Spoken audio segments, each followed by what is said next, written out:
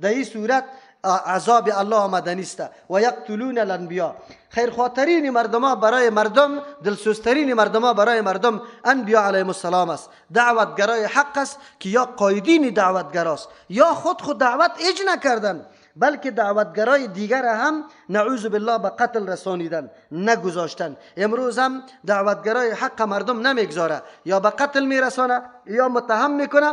حتی در جامعه کسی وقت گپ زدن هم برش نده و مردم برای گپی از او گوش نمانه. این موضوع فعلا هم روان است. اگر اینمی موضوع روان باشه، امو سه بدبختی که الله بالای بنی اسرائیل آورده سریع امت هم میه، باز یا به نظر مردم حقیر. امروز مسلمان چه حیثیت داره؟ خونهایش همون رقم ریختانده میشه. امریکا به بارها به صدها مرتبه طفلا را از بین برده، در خواب مردم شهید کرده، جنازه را بمبارد کرده، تویا را بمبارد کرده و تمام چیش پاداشش یا در مقابل کلمه که میگه یک عذرخواهی آسان، میگه این اشتباه شده، خیر و خلاص. خون مسلمان نه رنگ داره، نه قیمت داره، نه ارزش داره. چرا؟ به خاطر ازیسته که ما مردم دعوتگرای حق نپذیرفتیم، خود دعوت نکردیم. اینمی قسم نعوذ بالله ذلت بر ما آمده. امروز فقر و فاقگی مسلمانان را دامنگیر است. چرا؟ خودکفا نیستن، محنت و زحمت نمیکنه. محصل ما تلاش نمیکنه که خود چیزی تجربه بکنه، درس بخونه، تمام روز نعوذ بالله سریال سعی میکنه، همیشه بیخواب است. اینمی کارا را یا ما کردیم، همین کارا است، نتیجه سر ما مرتب میشه. الله متعال دعوتگرای حق اگر کسی قتل میکنه او را نمیگذاره، برالاگه پس که فساد خود به خود شایع میشه. ذالک بما عصوا و کانوا یعتدون. اینمی قتل انبیا یا انکار از آیات الله به خاطر مداومت بالای عصیان و نافرمانیشان و کانوا یعتدون، و بودن که تجاوز میکردن، یعنی نه حق الله را در نظر میگرفتن و نه حق بندگان الله را. عصیان میگه نافرمانی از احکام و فرامین الله، او اعتدا میگه تجاوز بالای حقوق دیگران. یهود همیشه امی فکر داشتن و میدارن، همیشه اعتراض سر دیگران و میگن که ما هستیم دیگران ایچ هستن. به نزد یهود دیگه مردم هیچ مردم معلوم نمیشه، آنقدر خود کلان میتراشه. علتش است که یا همیشه نافرمانی الله را کرده، تجاوز کرده بالای حقوق دیگران، در حالی که در اسلام نه نافرمانی گنجایش داره و نه حق کسی را تلف کردن. لیسوا سواء، بله هر دو طایفه اهل کتاب با هم برابر نیستند، نه در اوصاف و نه در اعمال. او طایفه که مؤمن است و او طایفه که فاسق است. چرا؟ من اهل الكتاب امتون، از اهل کتاب امتون یک گروه جماعت است، قائمتون که قائم است، یعنی ثابت قدم هستند، پابرجا بالای حق هستند، سر حق استاده هستند. آلی لحاظ قومیت نداره، لحاظ خیلی خود نداره، بلکه طرفدار حق است. یتلون آیات الله، این در مقابل او طایفه گمراه قرار داره و انکار از آیات الله میکرد. و یا انکار خوچی میکنی، یتلون آیات الله، تلاوت میکنه آیات های الله را، یعنی احکام الله را تلاوت میکنه در کتاب الله. آناء اللیل، تمام شب متهجد میخوانند، آنقدر محبت قطعی قرآن خوانی داره. و هم یسجدون، در حالی که یا سجده میکنه. این طور نیست که به یتلون تعلق داشته باشه، یعنی در شب تلاوت میکنه و همیشه یا نماز میخوانه. سجده مراد از پیشش نماز است. چرا؟ اعظمترین رکن در نماز که به الله متعال بنده خیلی نزدیک سجده است، مراد از پیشش نماز است، تعبیر به سجده کرده. او سجده نمایانگر کمال عاجزی بنده برای الله متعال است، از او خاطر ذکر سجده را کرده. یا اینجا یسجدون به معنای ینقادون است، یعنی همیشه منقاد، خاشع، عاجزی میکنن برای الله متعال، تکبر نمیکنن، تسلیم میشه. در اینجا امی اهل کتاب دارنده صفتای است که همون صفتا برای مؤمنان است. والذین چیسته در جمله عباد الرحمن الله متعال در اوصاف مؤمنا عباد الرحمن چی میگه؟ او کسایی که شب میخیزن قیام میکنه. والذین هم لربهم، اونجا است لربهم یسجدون، برای پروردگار خود سجده میکنه. اینمی اهل کتاب هم امی صفت داره. در این روزها در رمضان مبارک کسانی که تراویح را میخونه یا دینمی صفت داخل میشه که آنا اللیل شامل میشه. یتلون آیات الله آنا اللیل، تلاوت میکنه. اصلا تلاوت یکی پی دیگره، یعنی وقفه بسیار به ترتیب تلاوت کرده شود. از امو خاطر ورتل القرآن ترتیلا الله متعال پیغمبر مامور ساخته. اما با تاسف همینطور ماه مبارک رمضان با اینمی کتاب الله متعال مردم بازیچه شروع کرده. برای نیم ساعت، یک ساعت، 4 سپاره، 5 سپاره، 6 سپاره، 3 سپاره طوری خوانده میشه که حتی شنونده درک نمیکنه که کجا را خواند و چه قسم خواند. حروف حتی تمیز کرده نمیتونه. رکوع و سجده را خوب بگذار، نه اینطور فرصتها را از دست ندیم و واقعا تهجد خوان جور شویم. این ضرور نیست که انسان حتما پشت قاری باشه ختم قرآن بکنه. یک انسان میتونه شب میخیزه نماز میخونه، بعد از قرآن اعلام میکنه، تلاوت قرآن میکنه.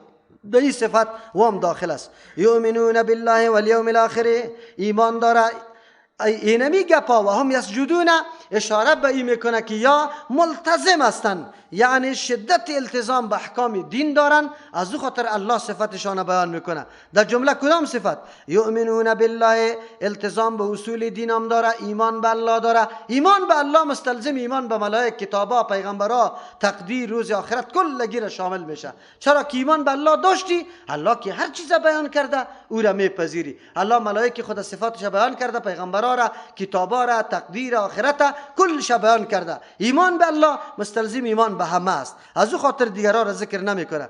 والیوم الاخر، به روز آخرت هم عقیده داره. این را به طور خصوصی به خاطر میگه که اهل کتاب خب آخرت عقیده داشتن، لیکن نه مثل مومنا واره. و میگفتن جنت برای ماست. برای یک چند روز اگر ما عذاب داده شیم و هم گوساله پرستای ما، دیگران ما به اولادی پیغمبر هستیم، معاف شدیم. الله ما را نمیگیره به گناه ها، ولو که گناه میکنیم. چرا آخوندزاده هستیم و جیست صاحب زاده هستیم، دیگه الله ما را بخشش میکنه. این عقیده و تصور نادرست از او بود. الله میگه که نه، ده اهل کتابی طور مردمای پیدا میشه که به روز آخرت امو عقیده را داره که قرآن بیان کرده. و یأمرون بالمعروف، امر میکنن به معروف، به کاری که مشهور است، معلومدار است، در شریعت، در قرآن و حدیث ثابت است، عقل او را تایید میکنه. و ینهون من میکنه عن المنکر، از کار منکر. این وظیفه و رسالت و در سر میرسانه. و یسارعون فی الخیرات، دیگه صفتشان چیست؟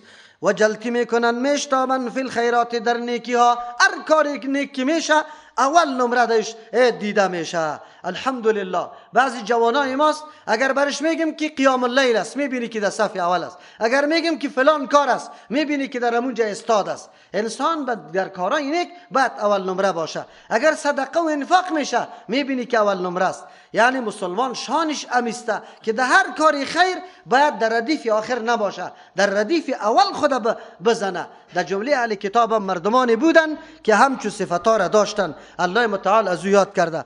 مراد از خیرات جمع خیر است. او خیر چی را میگه؟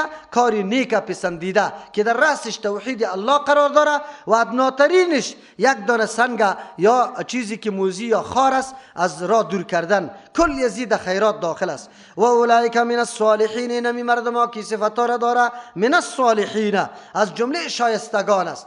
صالح صفت اعلاس برای انبیاء علیهم السلام، برای مؤمنان، کسانی که واقعا حق الله و حق بندگان الله را تکمیل کرده، او را صالح میگه. از امو خاطر دعا که ما میکنیم، مثل یوسف علیه السلام دعا کرد از جمله صالحا مرا بگردان. چرا صالح شدن این گپ عادی و آسان نیست. التزام پورا کردن حقوق الله و حقوق بندگان الله گپ عادی و آسان نیست، به هر کس نصیب نمیشه. از امو خاطر صلاح وصف تمام بندگان مقرب به الله متعال است. الله نصیب ما و شما کنه.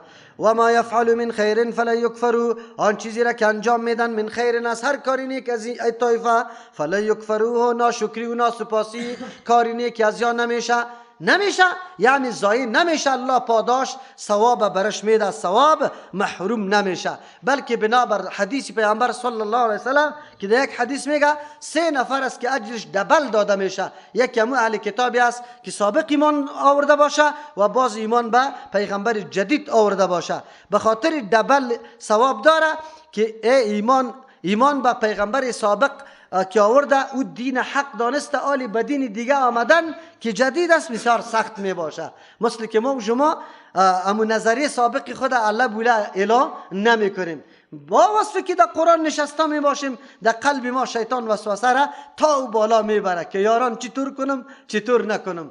یعنی این وسوسه ها زیاد می باشه. اینمی اهل کتابی که واقعا به پیغمبر جدید بعد از درک حقانیت ایمان آوردن، الله دبل اجر میده. والله علیم بالمتقین، الله علیم است یعنی علم داره بالمتقین، به متقین که کی اخلاص و صداقت داره و کمیت و کیفیت عملی کی چقدر چیسته بالا و ممتاز است. الله متعال متقین میشناسه، از امو خاطر هیچگاه اجر از یا و پاداش از یا را ضایع نمیکنه.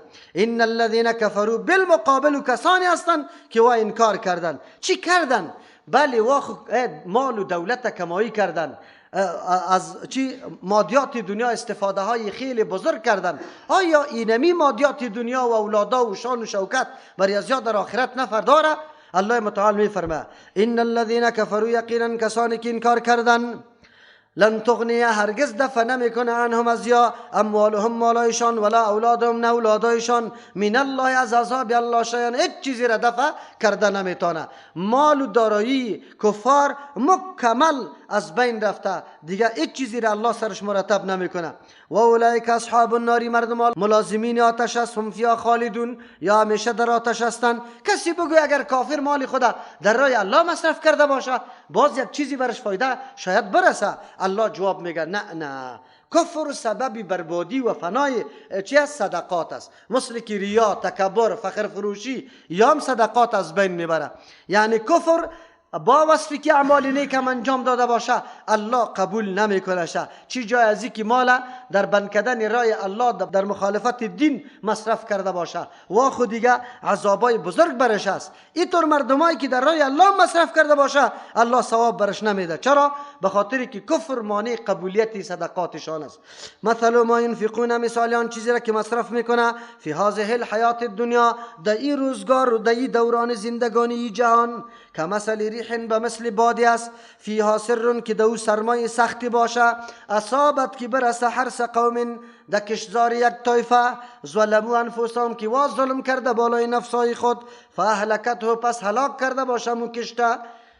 مثال انفاق کفار در دنیا زندگی که میکنن و مثل اونمو کشتی است که باد سوزان سرش سخت سرش بیا و یک دم کشته برباد و هلاک بسازه. عجیب است. مومن باید بسیار چی شوه؟ بیدار شوه، دهی متوجه شوه که کدام چیزا سبب محو و نابودی اعمال صالح انسان، صدقات و خیرات انسان است. کوشش ما و شما آنقدر زیاد باشه برای تحکیم عقیده توحید و محو شرک که هیچ پرسان نکنی. علتش است که هم اعمال نابود و برباد میکنه. ما میبینیم امیالی مؤسسات خیریه زیاد وجود داره، هر جا چاره میبینی مؤسسه خیری کفری جور کرده، مکتب مؤسسه خیری کفری جور کرده، بندی برق، شفاخانه را، مکتب، سرک، پولچک، حتی برای مردم بگه تشنابار هم همین مؤسسات جور کرده. کارای خیر خو انجام داد، کاری که همیشه عامل منفعه است، منفعتش خیلی زیاد هم میشه. امی کفار برای دلجویی مردم امی کارا را میکنه، یا از این کارای خود هدف شوم داره، غلطی داره. تنها امی قدر شوه که شما اون مردم بگه که خوب مردم است، امی قدر هم برشان بسیار افتخار است و میتونه امو زهر خود نعوذ بالله در هر جا پاش بده. چرا که تو مانع نمیشی او را. از امو خاطر آلیه این داخل خانه ما شد، از سنو و خشوم چی مصاحبه میکنه، پر میکنه، از رادیو نشر میشه. بیگاه که شوهرش گپی سختم گفته از رادیو بی بی سی و آزادی چی میشه؟ پخش میشه. همین قدر بس است. تمام رازای درونی ما را حتی از زیر لحاف و بستره را و نعوذ بالله افشا کردن. چی جایی مسائل حکومتی ما را، دولتی ما را، این گپا را خود بیخی از بین برده، یا به یک هدف خاصی اینجا میآید. این کارهای خیر همونطور انجام نمیده، یا این قدر دلسوز برای مسلمان نیست. قرآن اعلان میکنه اون پشتی سر بر ما میاد، آنقدر حسد داره که خیر به تو میرسه، یا آنقدر غمگین میشه که پرسان نکو، دندان میگیره، چک میزنه قطی دندان انگشت خوده. این قدر حسد و دشمنی داره. چطور بر بالای تو مهربان است؟ پس این کارای نیکه که یا انجام میده چطور از چیزی برش میاثر میشه؟ الله میگه نه. کفر سبب هلاکت و بربادی امی اعمالشان شده. از او خاطر الله در اینجا بیان میکنه که مثال آن چیزی که خرج میکنه در دوران زندگی دنیا که مثل ریح، به مثل بادی است فیها سر، که در او سرمای سخت باشه یا گرمای سخت باشه، اصابت حرث قوم، که رسیده باشه به کشت قوم، ظلموا انفسهم، که ظلم بالای نفسای خود کرده، فاهلکته، او را از بین برده باشه. اینمی کفر یعنی اصل کفر مانع پذیرفتن اعمالشان است. مثل که برای مسلمانان الله پیش در سوره بقره ما و شما خواندیم یا ایها الذین آمنوا لا تبطلوا صدقاتکم بالمن والاذی. اگر سری کسی احسان گذاشتی، اذیت دادی، ریا کردی، فخر کردی، اما خیرات و صدقات دباد هوا رفته، این به اندازه پریکا هم ثواب بری تو نمیرسه. اما افسوس است امروز مسلمانای ما تمام ختمه و خیراتایشان مکمل ریاست، فخر فروشی است، نعوذ بالله. یا است که اگر ریام نباشه مخالفت سنت کیست؟ رسول الله صلی الله علیه و سلم. و شرط قبولیت عمل خود دو چیز بود، یکی اخلاص که ریا دیو نباشه، دوم متابعت پیامبر صلی الله علیه و سلم، موافقت سنت. امروز کل خیراتای مردم در راه بدعت یا در راه ریا میشه، ادن و ثوابی برش نداره، یا خوش نباشن که برای ما چیزی ثوابی است. چرا؟ بعضی امور طوری است که صدقات از بین میبره، اعمال صالح هم کمال برباد میسازه.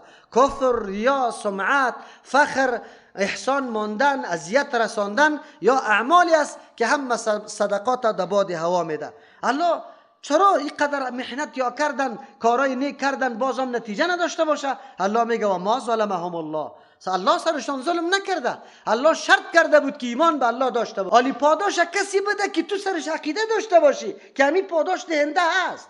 اگر تو سری عقیده نداری که همین پاداش دهنده است، چطور بری تو پاداش داده شود؟ آدم وقتی مراجعه به یک ارگان میکنه که میفهمی که نمی ارگان ضامن معاش ماست. اگر تو عقیده به این نداری که ارگان معاش ما را میپردازه، هیچ وقت مراجعه میکنی؟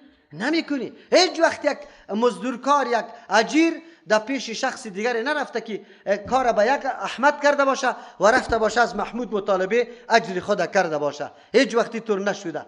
کفار امیر رقم است. الله متعال میفرمه الله سرشان ظلم نکده ولکن انفسهم یظلمون، لیکن یا بالای نفسای خود ظلم کردن. چرا؟ آن چیزی که مانع پذیرفتن صدقاتش بود خود اختیار کردن، او کفر بود. کفر سبب محو شدن صدقاتشان شد.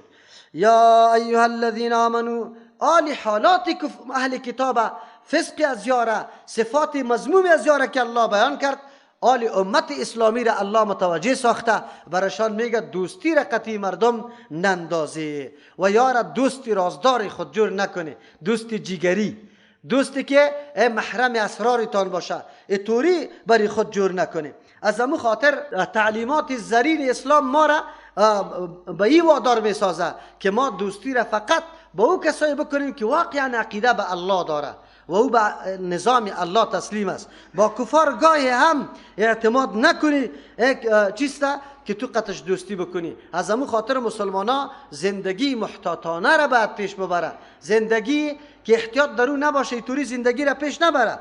در تمام امور اجتماعی باید مسلمانا متوجه زندگی خود باشه که مبادا دشمن رخنه بکنه و داخل زندگی ما شوه. امروز چقدر حالات ما خراب شده، داخل زندگی ما شده.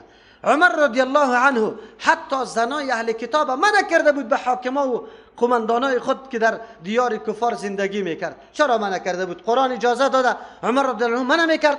عمر رضی الله عنه اینطور منع نمیکرد که جایز نیست، بلکه عمر رضی الله عنه گفته بود، گفت این زنا داخل شد در خانه های شما، تمام اسرار و رازای اسلام کشف میکنه و یا به این نیت نکاح میکنه که پس اونجا بگه تمام رازا را بیان کنه. شما تاریخ کمونیستی را در افغانستان مطالعه کنید. 5 زن از روسیه آمده و اینجا به نام ازدواج، حقیقتا ازدواج نبود، صورت ازدواج بوده، با وزیرای بزرگتان اینجا نکاح کرده. نظام کمونیستی که ریشه گرفته از طریق اونمو زناست که در اینجا ریشه گرفته. شما تاریخ مطالعه بکنید، باز بعد از براتان واضح میشه که وا از کدام راه پیش میره. در او زمانم سبب فتنه امی امور شده بود. امروز امروز آنقدر علنا در خانه هر کدام ما نعوذ بالله اونمود تصویرای برهنه لچ نیمه لچ نعوذ بالله در خانه های ما نشان داده رایسته. مردم در بدر خاک بسر شده، نه تلاوت قرآن وجود داره، نه نماز عبادت وجود داره، نه احترام و تعظیم به پدر و مادر وجود داره، نه التزام به نماز است. تمام روز امی تلویزیون لعنتی را دیگه از برادرها و خواهرها هر کسی که دمیجه هسته پشت برنامه امو اسلامی شام نگردید دمی روزا تلویزیونتان اما کمل بند کنه، خلاص لین شقت کنه بردارشه. لا اقل اگه دیگه وقت نمیتونه در ماه مبارک رمضان امیر ورد داره. چرا که این فرصت یا موسم خیلی طلایی است، چانس است برای عبادت الله و این ما شما از دست میدیم. تمام روز اونجا نشسته است، اونجا نماز میخوان، اونجا تصویرها رقص میکنه، اونجا نشسته میباشی، خواهرت مادرت زنت نشسته میباشه، اونجا چی کارا میشه. نکنی از امی دور شوه. این برای ترقی و پیشرفت ما نیست، برای عقب ماندگی ماست. ما را در بدر خاک بسر میکنه. نیست برنامه سازنده و مثبت نداریم. از امو خاطر کل چینلا به جز از فساد دیگه چیز شایع نمیکنه. از او خاطر از این خودداری بکنه. علت چیسته؟ همیشه دشمنای دین از اینمی را ما را شکار کرده و ما را ضربه زده. الله متعال از امو خاطر ما را میگه یا ایها الذین آمنو، کسانی که ایمان آورده. هر جایی که خطاب به آمنو بود اشاره میشه به اینکه امر آینده، حکم آینده تقاضای ایمان است. مومن بعدی حکم حتما اجرا بکنه. کدام است؟ لا تتخذوا بطانه من دونکم، نگیری شما بطانه دوست نهایی، دوست درونی. لا تتخذوا، نگیری بطانه رازدار، محرم اسرار خود، من دونکم غیر از مؤمنا، کسی دیگر محرم اسرارتان جور نکنه. چرا؟ به خاطر که 8 سبب وجود داره برای دشمنی شما. یا لیاقت زیره نداره که رازدار شما باشه. بطانه کدام زیرپیرانی نما شما میگین که بدن به بدن نزدیک است، پایین پوشیده میشه. آنقدر یار داخل نکنی که عین از درون وجودتان آگاهی پیدا بکنه. زیرپیرانی تان شده، از وجودتان یک درو خبر داده رایسته. امروز ببینید زنای کفار میگیره یک پاکت چاکلیت میگیره میره در قریه، قطی زنا مجلس شروع میکنه چای خوری را. تو رو سخنار است، پیشان پرسان میکنه که پرسان نکن. ایجا کی هست؟ درس تعلیم داره یا نه؟ کدام ملا خوب فعالیت میکنه یا نه؟ مجاهدین هست یا نه؟ کلی گپا را کشف کرده و مکمل پس آورده رایسته. سازمانای خیریه یا سازمانای خیریه نیست، سازمانای شریعه است یا سازمانای جاسوسی است. اگر یا اینقدر خیر میدانن، چرا سری فلسطین دل نمیسوزانه؟ چرا سری کشمیر؟ چرا سری مسلمانای مظلوم چچن؟ چرا بوسنی و هرزگوینی را فیلمایش حالی ببینه؟ کدام ظلما سری مسلمانا شده؟ کجا بودن نمی دنیای کفر؟ یا به خاطر محو کردن ممالک اسلامی آمدن و خود دوست معرفی میکنن. دیگه به کلی همی مردم افغانستان باید خوب بدانن که امروز شما ناتو را دوست میگه، دوست نیست. قرآن کریم براتان میگه، الله براتان میگه. چرا؟ 8 سبب وجود داره که یار به دوستی نگیری. اول سبب لا یعلونکم خبالا، لا یعلونکم دریغ نمیکنه، کوتاهی نمیکنه، خبالا یا کوتاهی نمیکنه در ضرر رساندن، در فساد انداختن، در خرابی شما یک کمکی هم دریغ نمیکنه، آرام نمیشینه. مقصد موقعی را پیدا بکنه که چی رقم خراب میشه. این اول امر است. یکی دوم ودوا ما عنتم، دوست داره آن چیزی را که شما را در مشقت و تکلیف واقع میکنه. اگر شما در مشقت بیفتی، در دشواری زندگی بیفتی، بسیار خوش میشه. از همون خاطر همیشه مسلمانا که دوچار مشکلات میشه آنقدر خوش میشه. مهاجرت که شروع میشه سوریه یا کمپای خدا وقت جور میکنه، بهترین فرصت در دستشان میرسه که آلی بر ما راه پیدا شد که داخل مسلمانا شویم و یا فقیر یافتیم، نظریات و مفکورای خود سری از یا آلی تقدیم کنیم و برش چی بکنیم؟ امو زهر خود نعوذ بالله پاش بدیم. یا اینمی گپیش است. قرآن بر ما میگه ودوا ما عنتم، این دوم سبب است. پس در اینجا ترجمانی کامل ذهن کفار است. ذهن کفار چی رقم است؟ قرآن میگه این کتاب الله است. الله میگه، اللهی که علم به تمام راز کفار داره. دو سبب. سوم قد بدت البغضاء من افواههم، یقینا آشکارا شده دشمنی، کینه توزی از یا من افواههم، از زبانایشان. دشمنی از یا گاهی گاهی بدون اختیار در اثنای سخن آشکارا میشه. بوش نگفت که جنگ با جهانی چی داریم؟ اسلام داریم. یک دفعه از دانش برآمد. آلی برای ترمیم این سخن خود رقم حیله ها کردن. اما مسلمان باید بدانه، بفهمه که یا کینه توزی با اسلام داره. جنگ نصرانیت و اسلام است. جنگ غرب با اسلام است. اگر کسی از این کار میکنه نعوذ بالله او حتما دیده نداره، هیچ گوش نداره، هیچ هوش نداره. امروز ایره نگویه امریکا یک قدر غمخوری افغانستان است، بیایه برای شما اینجا حکومت جور کنه، پس بره اسکرای خود اینجا در چی بکنه؟ قربانی بده به خاطر که حکومت جور کردنی افغانا. عجیب است. این کدام عقل سالم امیر تمجید میکنه، بیان میکنه؟ افسوس نیست که سردمدارای کلان بگه که دوستای ما که برای رفاه ما آمده. در روز قیامت به الله چی میگی؟ ایمان داری به کتاب الله یا نداری؟ اگر با کتاب الله ایمان داری، کتاب الله میگه قد بدت البغضاء من افواههم، یقینا آشکارا شده دشمنی از یا کینه توزی از یا من افواههم، از دهنایشان بلا اختیار در بعض مواقع. لیکن اون دشمنی قوی که در قلب پنهان داره و ما تخفی صدورهم اکبر، آن چیزی که پنهان کرده سینه های از یا و تعالی را ظاهر نکرده اکبر و خیلی بزرگ است از یکی ظاهر کرده. ایگاهی که از زبانشان ظاهر میشه، از یک که زیاد دشمنی قوی در قلب داره و میخواه اسلام پیاده شوه، مسلمانان ترقی پیدا بکنه، منسجم شوه، با قرآن و حدیث آشنا شوه، واقعا حاکمیت برای کتاب الله و سنت رسول الله داده شوه. کلا قطعا نمیخواه. این چهارم سبب شد. قد بینا لکم الآیات، الله متعال میگه یقینا واضح جدا بیان کردیم برای فهم شما الآیات احکام خدا، مسائلی که سبب بیداری و هوشیاری شما میشه. لیکن شرط داره، ایره هر کس درک نمیتونه، این کنتم تعقلون.